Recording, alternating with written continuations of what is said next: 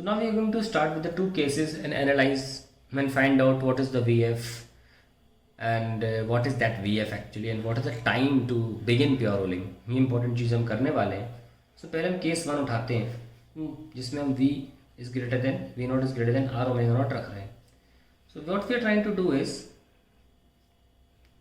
Condition समझना कि body अभी रेस्ट पर है, ओके और सडनली हमने इसको मूवमेंट दिया तो यहाँ से एक्चुअली हम स्टार्ट करेंगे अपना motion. Okay I start my question from t equal to 0 time. ये जब मोशन स्टार्ट हो गया इस वक्त इनिशियल वेलोसिटी v नॉट है और ओमेगा जो है वो धीरे धीरे राइज करेगा.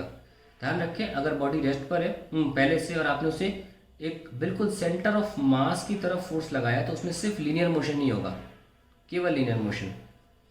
और स्टार्टिंग में v बराबर v नॉट होगा और बाद में ओमेगा धीरे धीरे राइज होगा. ओमेगा स्टार्टिंग में मैं ओमेगा नॉट को 0 ले लेता हूँ. Gradually rises to some omega, gradually rises to omega. तो वो कंडीशन मैं दिखा देता हूँ, इंटरमीडिएट कंडीशन दिखा देता हूँ मैं आपको. इंटरमीडिएट कंडीशन क्या है कि v जो वेलोसिटी कुछ v हो चुकी है और ओमेगा जो वेलोसिटी है वो ओमेगा हो चुकी है. और फाइनली कंडीशन जो होगी वो होगी v बराबर वी एफ एंड ओमेगा बराबर omega F such that V F is equals to R omega F. ये मैं कह रहा हूँ. इसको एनालाइज करने के लिए हमारे पास देख सकते हैं लीनियर मोशन भी हो रहा है और रोटेटरी मोशन भी हो रहा है ना. तो हम क्या करें, हम सबसे पहले लगाते हैं linear impulse equation. Impulse equation यानी कि initial momentum plus J is final momentum. क्या है initial momentum N V nought, yes और नो. और जे क्या होता है नेट फोर्स इनटू टाइम जितने के लिए फोर्स लग रहा है. तो नेट फोर्स कौन है भाई यहाँ पे, जैसे ही आपने मोशन दिया फ्रिक्शन पीछे लगने लगेगा क्योंकि लीनियर मोशन तो केवल आगे हो रहा है ना. तो फ्रिक्शन पीछे लगने लगेगा यानी कि ये फ्रिक्शन जो है ये हमारे मोमेंटम को घटा रहा है. हमारा फ्रिक्शन जो है हमारी वेलोसिटी के अपोजिट है, घटा रहा है, इसलिए माइनस लेंगे. रेजिस्टिव फोर्स है ये is equals to M V final. ये माइनस क्लियर हुआ, लिख लेते हैं. The negative sign is taken as friction is decreasing V not, is decreasing V nought. ये तो कहानी खत्म हो गई यहाँ पे. अब इसको सॉल्व कर लेते हैं थोड़ा. M V not minus what is friction mu M G, है ना. अगर हम नोटिस करें कि इस बॉडी का हम एफ वी डी बना लें यहाँ पे, तो इसका मास अगर एम है तो ये एम जी होगा, ये आर होगा और फ्रिक्शन पीछे लग रहा है तो फ्रिक्शन होगा म्यू आर, है ना. Mu M G multiply by T is equals to M V F and this will be my first equation. Very simple, कोई बहुत बड़ी रॉकेट साइंस नहीं है. सिंपली मैंने इक्वेशन लिखी P I plus J equals to P F. P I M V not, J हमेशा force into time होता है. वो फोर्स कौन सा फोर्स है, फ्रिक्शन फोर्स है. और कोई फोर्स है यहाँ पे और कोई फोर्स नहीं है, ठीक है. So we have this equation. Now we are going to find apply the angular impulse angular momentum equation. Angular impulse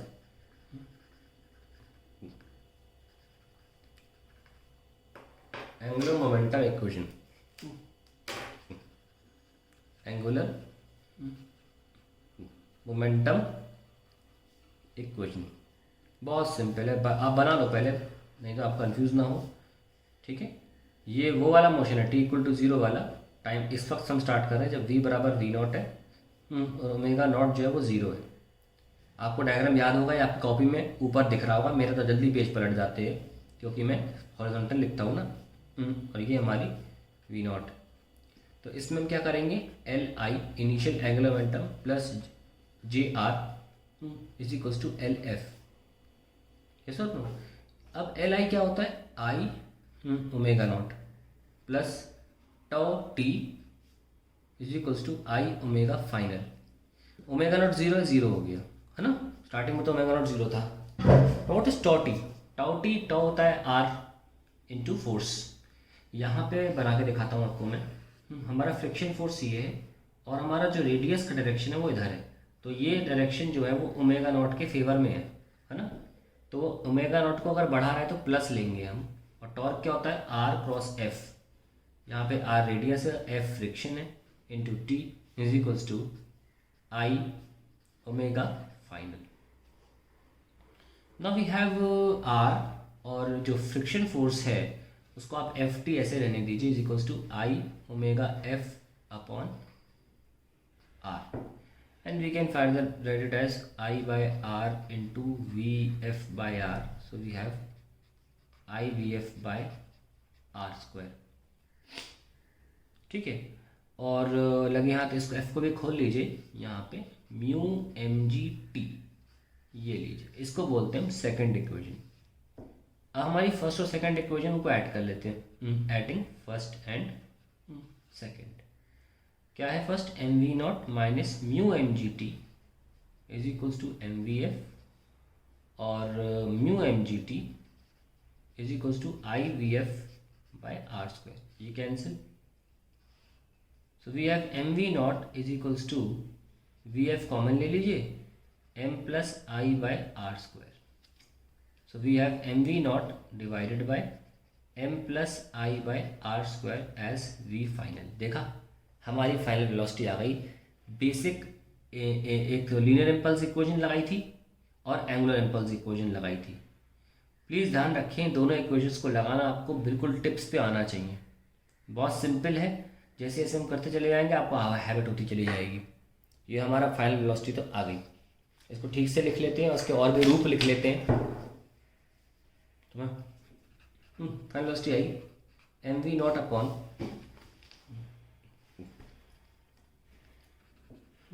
m plus I by r square. Now we can replace it like this also. एक और form है इसका m plus कोई भी rolling body होगी उसका general formula तो m के स्क्वायर होता है मोमेंट ऑफ इनर्शिया का, तो आप उस फॉर्म में लिख के m कैंसिल कर सकते हैं। Finally you have v not 1 plus K square by R square. ये आपका फाइनल आंसर आ जाता है। v final is equals to v not plus v not upon 1 plus K square by R square in terms of only velocities and I'm not talking in terms of masses. अब इसमें आप अलग अलग के square डाल सकते हैं rolling bodies के लिए, उसका चार्ट में बाद में बनाऊंगा, we don't worry about that. Now we have to find out the time. Okay, time के लिए क्या करें, time for which friction acts ये निकालना है। और ध्यान रखें friction acts until pure rolling begins. जब तक कि प्योर रोलिंग शुरू नहीं जाती फ्रिक्शन तो एक्ट करता रहेगा, क्योंकि प्योर रोलिंग पर ही तो फ्रिक्शन जीरो हो जाएगा। जब इधर की वेलोसिटी उधर की वेलोसिटी बराबर हो जाएंगी तो फ्रिक्शन गायब हो जाएगा। तो फ्रिक्शन कब तक एक्ट करेगा, जब तक दोनों वेलोसिटी बराबर नहीं जाती। इन अदर वर्ड्स फ्रिक्शन कब तक काम करेगा, जब तक प्योर रोलिंग स्टार्ट नहीं जाती। Friction acts until pure rolling begins. आइए भैया, ये तो काम हो गया हमारा। तो अब हमें सॉल्व करना है F T is equals to, वो टाइम निकालना चाहते हैं ना, ये बहुत इंपॉर्टेंट पार्ट है। F T is equals to क्या निकाला था हमने, आई, अपनी पिछली इक्वेशन प्लीज कॉपी पर रट के देख लीजिए, ये निकाला था I V F by R square. और हम इसको लिख सकते हैं mu M G T is equals to I V F by R square. और हमें से टाइम निकालना है, तो टाइम आ जाएगा I upon mu M G R square into V final. V final हम निकाल चुके हैं, इसको पुट कर देते हैं। चलिए आई रहने दीजिए, mu M G R square और एम वी नॉट, मैं जानबूझ के एम के फॉर्म में रख रहा हूँ, कैंसिल हो जाएगा ना, इसलिए और ये एम कैंसिल हो जाएगा, M plus I by R square ये लीजिए। तो एम से M cancel and we have T is equals to I V not upon mu G R square M plus I by R square. ये आ गया हमारा आंसर। अभी हम इसको अंदर ले जाने वाले हैं, ठीक है।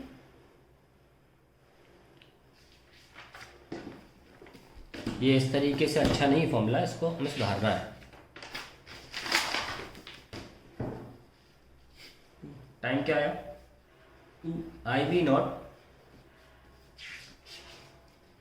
म्यू जी आर स्क्वायर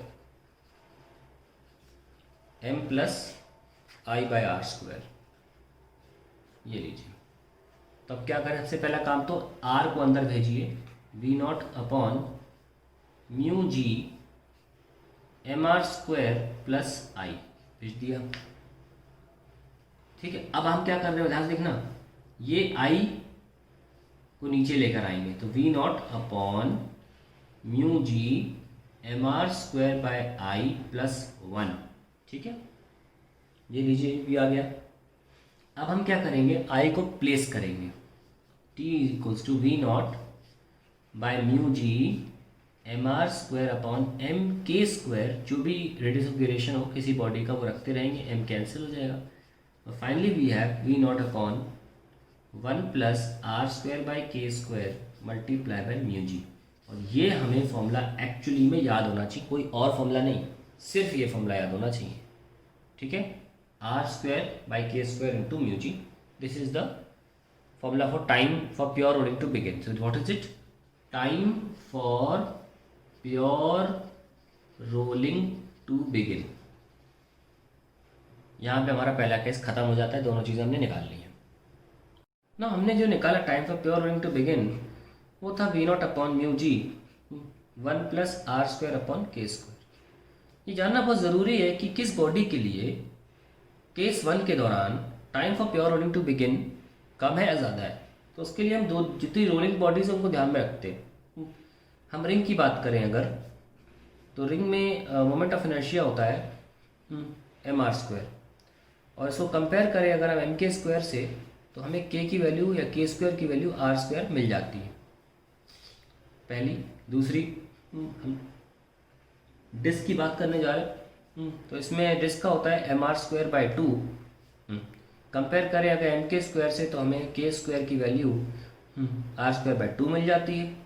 और फाइनली वी हैव डिस्क और सिलेंडर, ध्यान रखना सेम होता है, डिस्क या सिलेंडर, कौन सा सॉलिड सिलेंडर, और रिंग या हॉलो सिलेंडर, तो इसलिए उसको लिखना ज़रूरी नहीं है। और finally we have a sphere which can also roll. उस केस में आई हो जाता है 2/5 m, और मैं सॉलिड स्फीयर की बात कर रहा हूँ क्योंकि सॉलिड और हॉलो स्फीयर दोनों में फॉर्मूला अलग है। 2/5 पहले सॉलिड स्फीयर का लिख दिया है 2/5, तो मैंने सॉलिड लिख दिया, मैं हॉलो भी लिखूँगा। इसको हम कंपेयर करें एम के स्क्वायर से तो हमारा के स्क्वायर आ जाता है 2/5 आर स्क्वायर। ओके, और finally we have a hollow sphere. इसका आई आता था 2/3 M R square is equals to M K square, और we have K square equals to 2/3 R square. So finally हमने सारे के स्क्वायर निकाल लिए। अब हम सीधे सीधे कर सकते हैं। सबसे पहले टी रिंग शुरू करते हैं। T ring which is V not upon mu ji 1 plus R square divide by R square, and we have V nought by, ये 1 हो जाएगा, 2 mu g. First T disc या सॉलिड सिलेंडर कुछ भी ले लें, इसमें हमारा V not upon mu ji 1 plus K R square by 2 के बराबर है K square R square upon R square by 2। So we have V not upon mu ji 1 plus, ये कैंसिल और 2 ऊपर, तो we have V nought by 3 mu g. Second disc के लिए भी निकाल लिया हमने। अब आते हैं सॉलिड स्फीयर पे। चाहो तो चलो अभी नेक्स्ट पेज पे करना पड़ेगा, जगह नहीं है।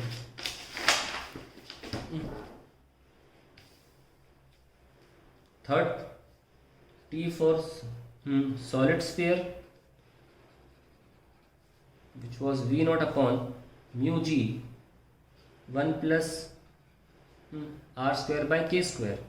तो सॉलिड स्फीयर के लिए हमने के स्क्वायर क्या निकाला था 2/5 आर स्क्वायर ना, तो लिखेंगे वी नॉट अपॉन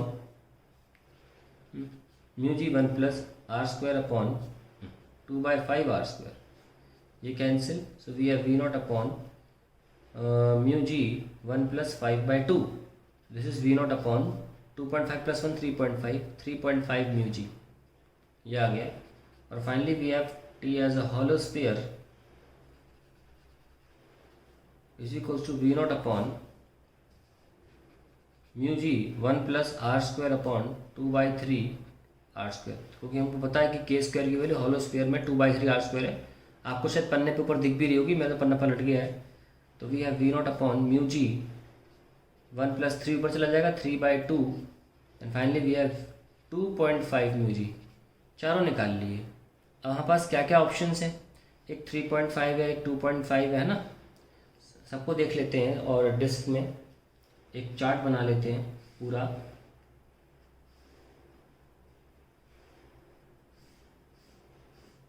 ताकि सामने दिखता रहे और आप जब एग्ज़ाम की तैयारी करें तुरंत दिख जाए आपको। Ring, disc, solid sphere, hollow sphere, ठीक है। So let's start. रिंग में कितना आया था, I think V0/2 mu G आया था, और डिस्क में आया था V0/3 म्यू जी, और इसमें आया था सॉलिड स्फीयर में V0/3.5 म्यू जी, और फाइनली ये आया था 2.5 म्यू जी। अब इसमें सबसे ज़्यादा जो डिनोमिनेटर है वो सॉलिड स्फीयर का है, यानी कि सबसे कम टाइम जो होगा, ये टाइम लिखे हैं, वो सॉलिड स्फीयर के लिए होगा। तो T for solid sphere is least, उसके बाद डिस्क, उसके बाद हॉलो स्फीयर, और फाइनली वी हैव रिंग। इसका मतलब ये हुआ that solid sphere will take least